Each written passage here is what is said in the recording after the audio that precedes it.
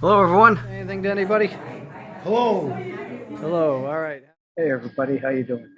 Here is part two of the discussion with Darryl. Should enjoy. Now, one of my metaphors about life is like a record. All right. You're young enough that you probably know what records look like. All right. And what they are is vinyl spinning around in the middle. And in my sense, my metaphor about it, this is what life is. Each one of us is on that thing. Okay, let's say, and phonographs. They went around. What was it? This the slowest one was like a 33 and a third revolutions per minute. Right. Then you went to 45 revolutions per minute, faster. All right, blah blah blah. Well, the faster that phonograph went around, and the further you were out on the edge, the more danger you were of falling off. Okay? Yeah. And each one of us likes the excitement. You know? I mean, you have us on that phonograph of life, and part of us is like going towards the edge. We want to find it. It's like something, we feel more alive there. And you know what happens? Some people fall off, and you never see them again. And it dawns on you, oh, wow, this is a little dicey. All right. The phonograph is sped up. All right. When you said that one of the ways you're dealing with this Proverbs is a verse in Proverbs. Mm-hmm. You know what that to me in that metaphor is? What's happened is you're being forced to move back to the center of that spinning disc, because that's the place you can find peace. That's the place you can deal with the chaos that's going on outside. Because if you stay in the chaos, if you engage the chaos, it's going to get worse. It's going to get worse. And before, worse was big. Sometimes it was fun. Now, worse is horrible. So we're going back towards the center. One person I knew, David, who really talked to God more than anybody I knew, you know why she did? She had a total nervous breakdown. Massive. She went to Harvard. She was a corporate exec for one of the top, huge companies in the United States. And then she had a massive breakdown. And you know how she stayed? You know how she kept grounding here? She told me, she says, Darryl, I'm always praying. I'm always praying. And you know what, David? I believe her more than I believe all those pious assholes in the church.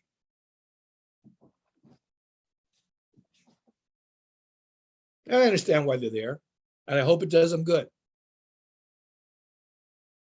I only have the best feeling for everybody. These are intense times. Well, and I think whether it's right or wrong, I think most of us are impacted. Well, assuming health isn't on the table, that there's something wrong with health of our, right? But after health, I think in our country it comes down to economics, doesn't it?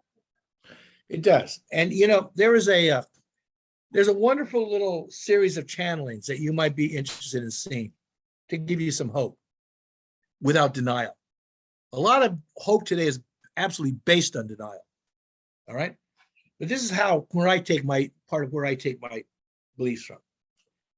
In around 2011, there was a series of channelings, all right, to a girl she was in Finland. And her name was Aisha North. Her real name was Venta Admonson, but she used the name on the web as Aisha North. Okay. And she started getting these messages. And she said they came from a collective consciousness called the Constant Companions. All right. And you can Google her, but what was transcribed was a massive body of work called the Manual of Survival. All right. Now, the Manual of Survival. And for 3 years, probably 2 or 3 times a week, she'd get these messages and type them up. And people like me I mean, I started reading them. They were really interesting, David. And the first messages were, they came up and said, we know that many of you are concerned about the well-being of your planet. All right. And you have a right to be so, given what's happening. But don't worry. Your planet's going to survive. It was built to do so. You, however, and your existence is not so destined.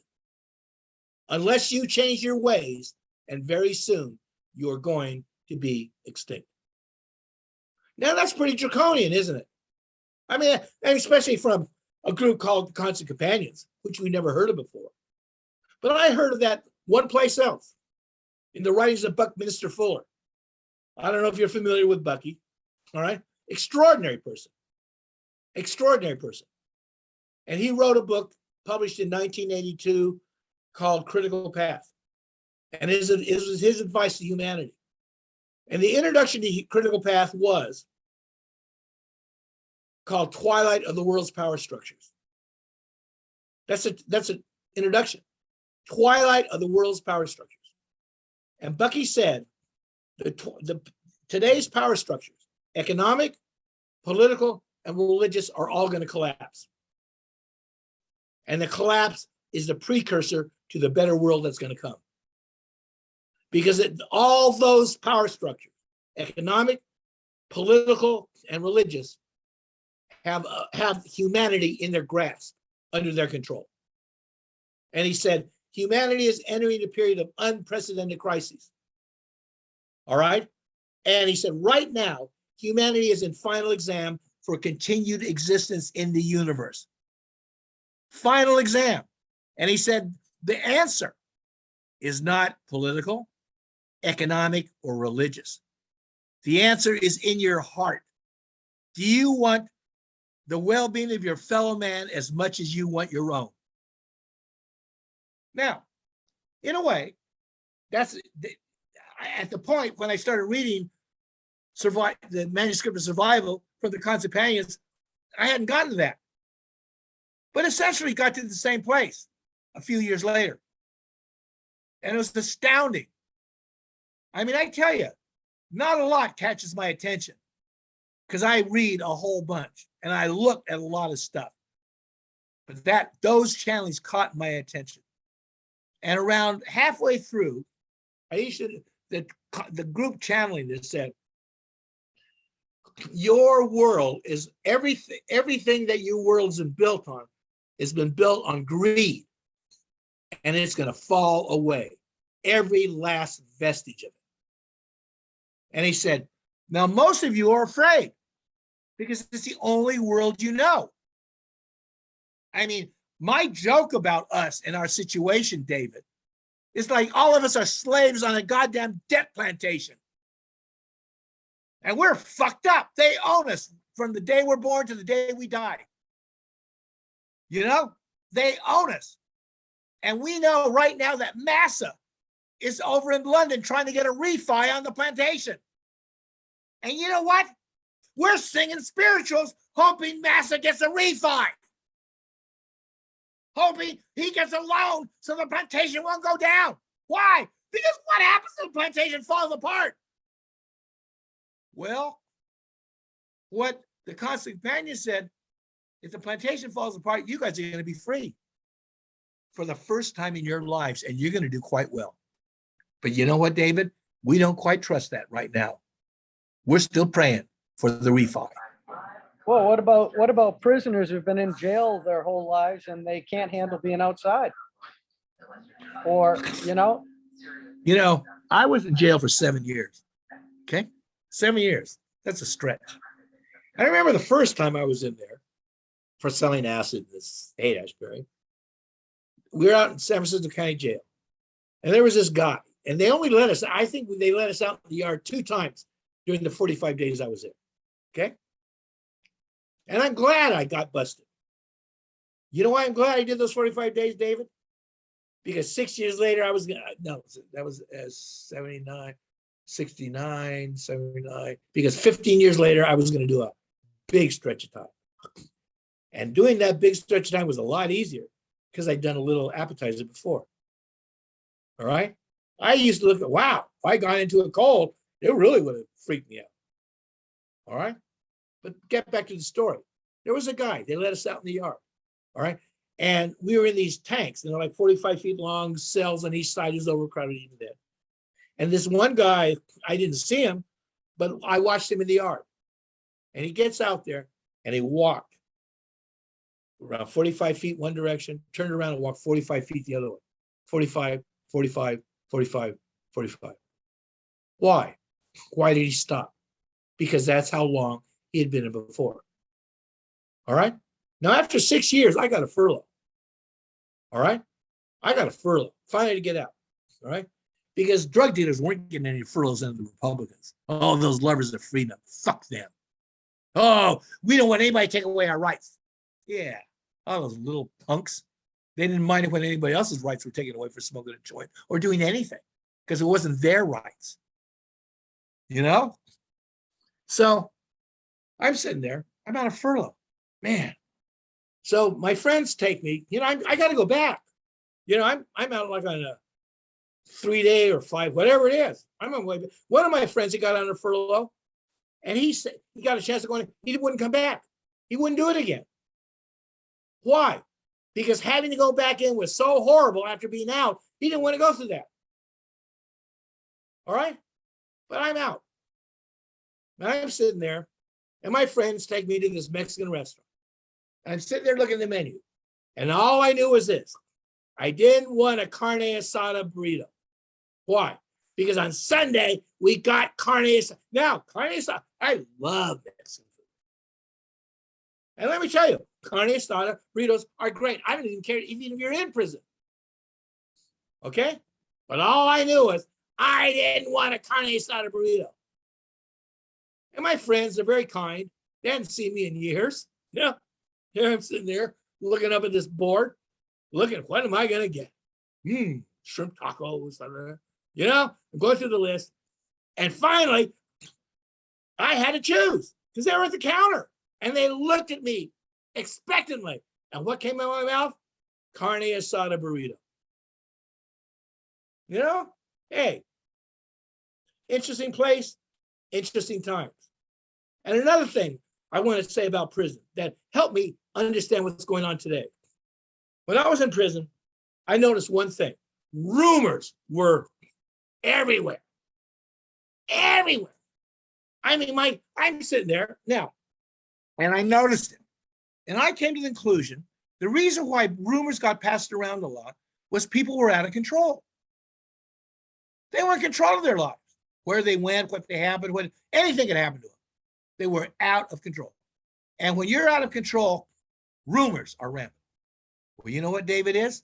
Everybody's feeling a little bit out of control out there right now. And what are the rumors? All you got to do is post something on social media, and you're going to see some dick spouting it the next day at the store telling you it's God's God-given truth. Somebody else is doing it to you. Somebody else is happening. And all it is rumors. And that's where we are. And everybody's got to make it through these days because we're at that table. Every one of us is at that table, and every one of us is betting. But like I said, the bet that has to be made is, do you want the well-being of your fellow man as much as you want yours? Well, let me just answer for myself. And I mean, everybody's different, but Darryl, I feel like that it takes everything that I have, and how do I put this? It takes everything I have to get where I'm going, and I feel as though I have nothing left. And so I guess I am a little bit selfish in that I'm looking at myself and my own inner circle. No, there's nothing wrong with that, David. Everybody is going through what they're going through for a reason. All right? All I know is this, that none of us change unless we're in a crisis. None of us. And some of us never change. Some of us would rather die than change. Okay? You saw all those people with COVID. All right? the chances of death in counties that voted for Trump were twice as high in counties that didn't. Now, maybe they didn't say, oh, I'd rather die than wear a mask. You know? But that's what they said. Maybe they didn't say, oh, I'd rather die than get a shot from Big Pharma. But that's what they did. So, the crises are there to force us to change. Force us to change. None of us change willingly. That's human nature, David. And the stronger you are, the more resistant you are to change. That's nasty. That's a nasty combination. But you know what? The universe is going to will out. The universe is going to have its way with all of us. Now, David, take it from me. I don't trust big government. I don't trust big pharma. And I don't trust libertarians. But I do trust the universe.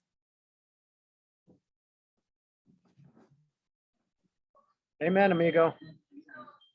Well, before we get kicked off again, I should probably ask you, because how I got turned on to you is one of the people who I talked to online, they recommended that I talk to you.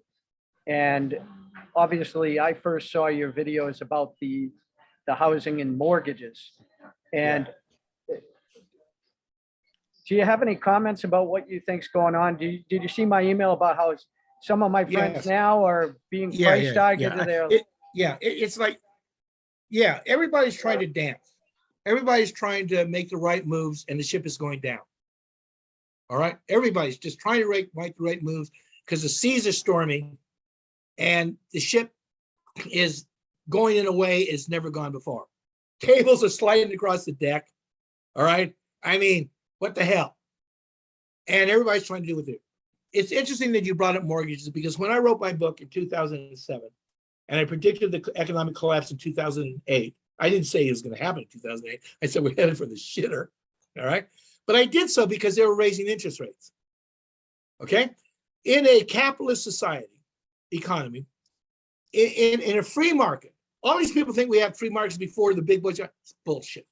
Free markets are where supply and demand are the operant factors in the cost of goods sold. Supply and demand, okay? In economies run by bankers, which is today, all right? The most important factor is the cost of credit, all right? It distorts everything. It causes things to move and not move. That's what the Fed does. It's like they determine how much alcohol goes in your drink. How much steroids you're going to get that morning, or how much speed they're going to put in you to make you dance better. Okay, it's like you're a horse, and they really want to keep you alive. You know why? Not that they have any feelings about you. It's because they're running a horse race, and they need you to run. They need you out there as a plow horse or even glue for your feet when you're no good. You have value to them, so they do care about you in one sense of the word. But ultimately, they only care about themselves, and it's a game they're running. All right. The reason why I predicted the collapse was about to happen was that the Fed had started raising interest rates again, and they had to because they were in a bubble. All right. Now, we're headed for the shitter. What I see is not a rerun of 2008. I see it far worse. And that's why Ray Dalio, who's had a lot more money than I ever had, can smell, said this crash is going to be worse than 2008. Because the sins of the father are far much greater now than they were then. It's like a heroin addict, all right?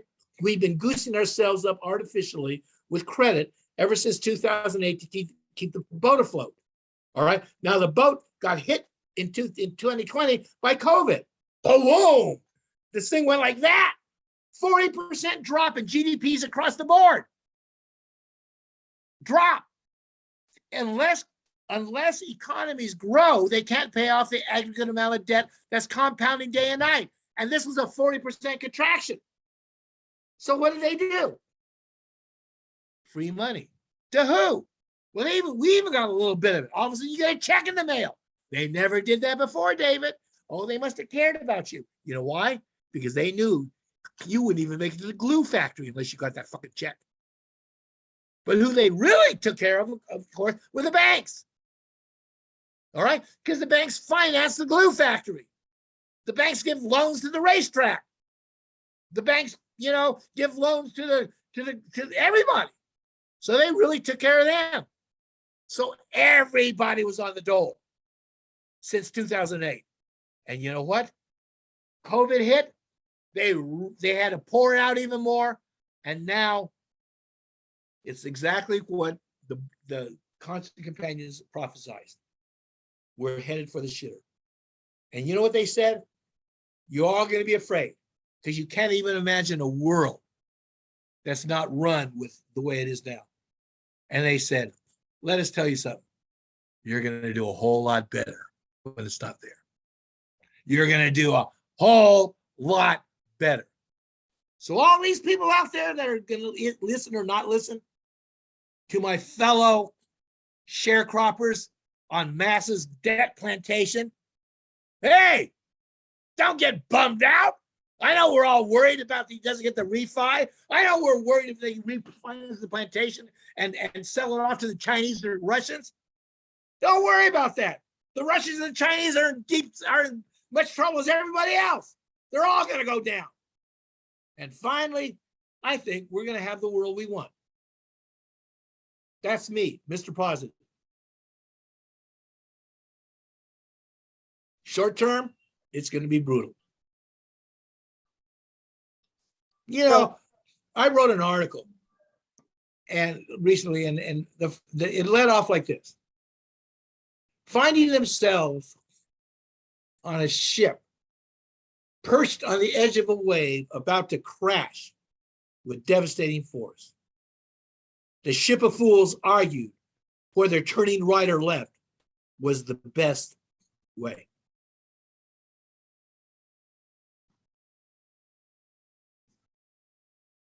So is the answer do nothing? I would say no. I would say everybody is, if you given the fact that you found that verse in Proverbs to give you some sustenance, if you stay with it, if you stay open to what you're hearing inside, and don't let me tell you, I don't know specifically what you should do with this, your 401k or your rental or your house, or whether you should move out of New Hampshire or not. I don't know that. But something in you does, Dave. Not your mind, not your ego, but the thing that's in you that is you. The thing that brought you here to learn the lessons to make you a better you than you are now. The thing that is growing you. The thing that's a part of life that is life itself. I think when this is over, a whole lot of us are going to be on much better terms with our real selves. Right now, we've been pounding around with our egos. Kicking shit, talking crap, with the best of them. And not just our egos, everybody else's. Well, some are going to want to keep doing that. Well, our self-worth is, I can just speak from myself and the people I know, a lot of our self-worth is, we want to take care of our families and ourselves. We want to do well. We don't want to be, making bad decisions where, like these people who are losing their money in the markets, or you don't want to buy a house right now and have the house be worth 50% a year, right? That's true. But you use the word self-worth in a very interesting manner. That the worth of yourself is based upon the decisions that you make. I want to tell you, David, the worth of yourself is not based on that at all. You may make a horrific decision that leads to losing a huge amount of money. consequences for you, everybody that you know. That's a choice that you're going to learn from. Your worth is not dependent on it. What you learn from it may be dependent on it. Your worth is who you are that is outside this box. The fact that we put our worth on economic security, which is understandable. Temporary happiness, which is understandable. Love in a relationship, which is understandable. I understand that. But self-worth, man, that's another game. That's something worthy of a discussion. Because that means, you know, one of the things that I said something once, and I found it up, quoted on Reddit. All right? And what it said is this. To understand the world of nations, look to the self-interest of those involved. And this is true not only for nations, but for individual men and women. But when you look at the self-interest of those involved, you will then find the nature of the self being served.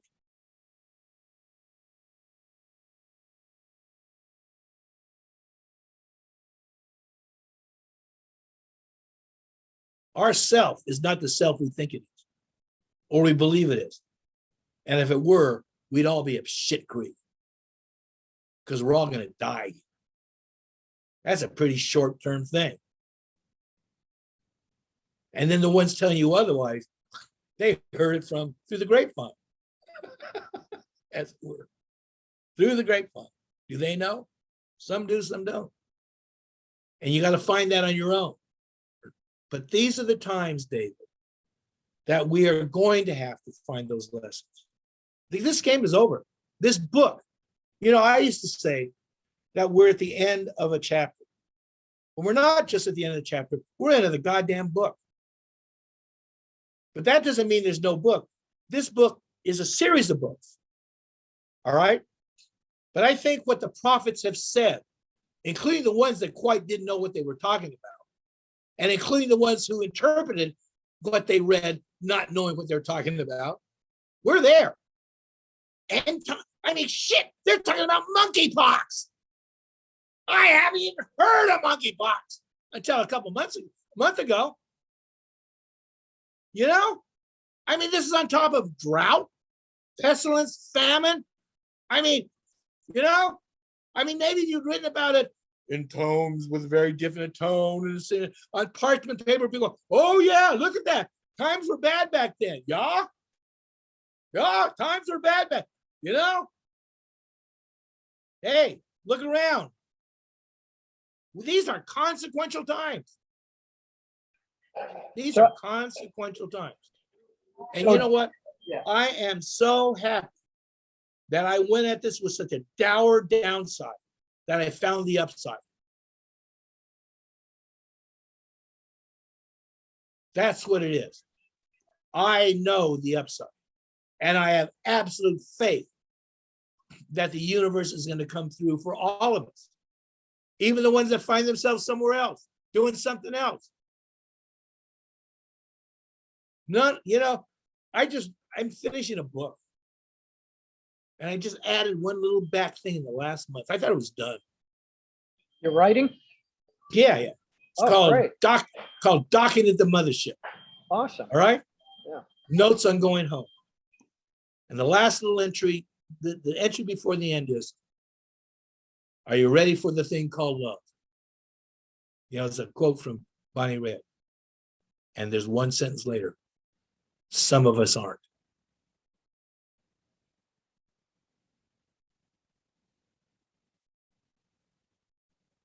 Well, that's whatever people believe in. For me, I mean, that truly is what Jesus Christ teaches. He teaches love. Absolutely. Okay? And you know what? We weren't ready for it. Humanity heard the message, and went right back to the Old Testament. Eye for an eye and a tooth for a tooth. Went right back. Love your brother as yourself, and use stones to throw at everybody else. We weren't ready for it. Are you ready for the thing called love? Some aren't. Not our, I've talked to about Dan about this a lot. Our society is about dog eat dog. Absolutely. And you just saw it in Congress where they passed 40 billion to kill people in the Ukraine and for the CIA or whoever it is, military industrial complex. And then they turned down a bill to help citizens survive in their businesses. Or how about why make more cruise missiles and an aircraft carrier when it is possible to have a preventative medical system for our country set up? It's what are we doing? David, we have the highest cost medical system in the world with the lowest results.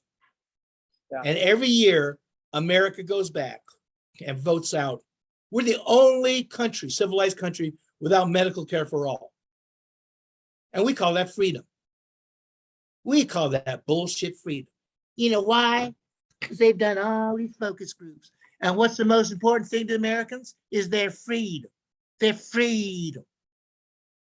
So knowing this, the big groups took together and they wrapped up medical care with the loss of your freedom.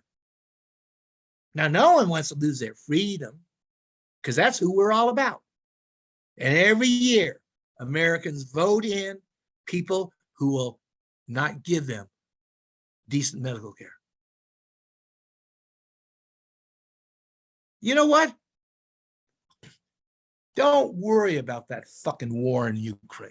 Don't worry about what's going on here. It's going to come crashing down so fucking fast and so completely. We're at a watershed, no different than the watersheds humanity has faced before. And again, we're going to choose at this watershed, just like we were forced to choose before. I mean, if I didn't believe this universe ran on love, I'd be really freaked out. But I am convinced the universe is fixing itself. I am convinced that after millennia and eons, the balance between the feminine and the masculine is being rebalanced. And a whole lot of people don't like that, David. A whole lot of people don't like that. It just ain't the way it was. So is there an end game? Yeah, a better world. And it's coming. And you're saying it's not going to be gradual. It's just going to be end of what? I'm not sure. Yeah. It may seem like that, you know, to everybody who had like, I can't tell. I mean, when I wrote my book about the collapse of the economy in 2007, I thought it would happen a lot sooner. All right. I mean, we're here, what, 2022? You know, that's 15 years later. The same dynamics that I said were extant in 2007 were operant now. All right. But it didn't happen. It's like if you're a civil engineer and you've looked at a bridge, that there's a faulty structure in that bridge.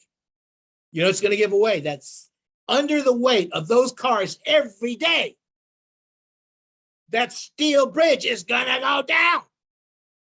Well, you know what happens, David? When you see that, holy shit, you start driving around. Well, 5 years later, your wife says, you know, David, you know how many hours we spent driving around that bridge? And all your friends started driving around too? Well, after a few months, they started driving over that bridge again. Well, it doesn't mean that bridge ain't going to go down. It just meant it did go down when you thought it was going to go down. It didn't mean you were wrong about the structure. It didn't mean that over time it would get worse and worse and worse. It didn't mean that at all. So I don't know the end game, what's going to happen. Like my metaphor about it is the tree's going to fall. Why? Because they've been chopping away at that tree at the base for decades. The tree's going to fall. But you know what? I don't know the direction it's going to fall in. And like you, David, I hope it's not going to fall on me. But I do know we're going to be a lot better when the tree falls, because the plantation is all we know, and it's been living hell, except for the very, very, very few. And for the fools that have deluded themselves that this is the best life can be. Let me I play. understand foolishness. Let me play devil's advocate then. So if you were in charge of the Russian government or the Chinese government, and you obviously are not in the American system, which runs the world right now, why wouldn't you want to end the American hegemony? They would like to end the American hegemony, but it's not up to them. Why not? And how to do it is not up to them. They've wanted to destroy us ever since the beginning, just like the US wanted to destroy them. But isn't it possible that it is within their reach now? No, of course, but it would destroy the world that they exist in. Well, wouldn't the powers that be, probably they could be threatening them right now, saying if David, you... let me play devil's advocate with you. Okay. Neither you nor I are in Putin's or in Xi Jinping's brain. Mhm. And what we think he's going to do, we have no idea what they're going to do. True. That's all I'm saying. Thinking about it is specious. Thinking about it is a waste of time. Thinking about this crap is, you want to think about it, fine, go ahead. It ain't real. And if it is real, you have no control. It's like we're like a bunch of guys in the bar, and the Celtics are playing the Heat, and everybody's uptight. And we're screaming, they had to pull a Jimmy Butler. God damn it. They should have given him a foul. God damn it. We're screaming. And we're in a bar a long way away from that court. And we're acting like it's real to us. We're acting like it's real. We're acting like we have a say. I'm not saying we have a say, but if you see a train coming, you want to get off the track, right? We are so far away from, you know what you said? You wrote me and you said, I've been trying to get out of New Hampshire and I can't. Well, I know the feeling. I came to Tucson trying to move 22 years ago. I know the feeling, David. And I know wanting to have some control or want to do that. And I know the feeling. And what I think is that I will give thanks for is that, one, I found out that I never thought I was in control anyway. And that I have a sense that what is in control is a whole lot better than what I think is better. And so a part of me is content with that. A part of me is able to go through this times with an equanimity that I didn't have otherwise. And that came at a high cost in my life. That's one of the most valuable things I've learned. At the age of 77, I have a peace that I didn't have when I was 76 or 75 or 74 or 73. And I know how that came. And it came bit by bit by bit. And I also know it can come all at once too.